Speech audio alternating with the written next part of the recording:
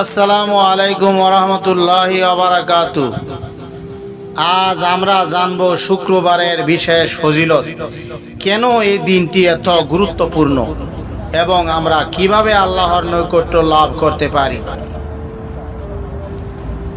শুক্রবার ইসলামে একটি গুরুত্বপূর্ণ দিন।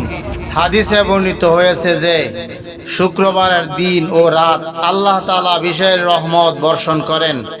এই দিনে ভালো কাজ, দোয়া ও জিকিরের খুব বেশি সওয়াব রয়েছে।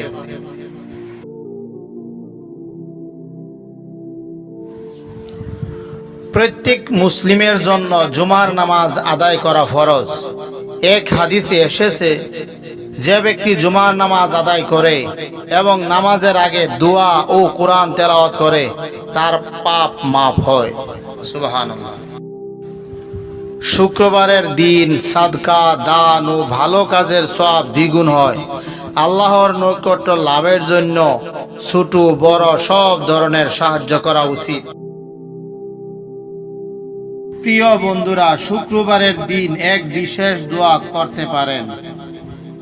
হে আল্লাহ, আমাদের জন্য শুক্রবার দিনটি রহমত, ক্ষমা ও বরকত পূর্ণ করুন এবং আমাদের প্রিয় নিয়ামত দিন। তো বন্ধুরা, আসুন আমরা এই শুক্রবারকে আল্লাহর নৈকট্য লাভের দিন হিসাবে উদযাপন করি। জুমার নামাজ আদায় করি, দোয়া ও সদকা করি এবং ভালো কাজের মাধ্যমে আমাদের আমল সমৃদ্ধ করি। ভিডিওটি ভালো লাগলে লাইক দিন ও শেয়ার করুন এবং ইসলামিক শিক্ষা পেতে সাবস্ক্রাইব করতে ভুলবেন না।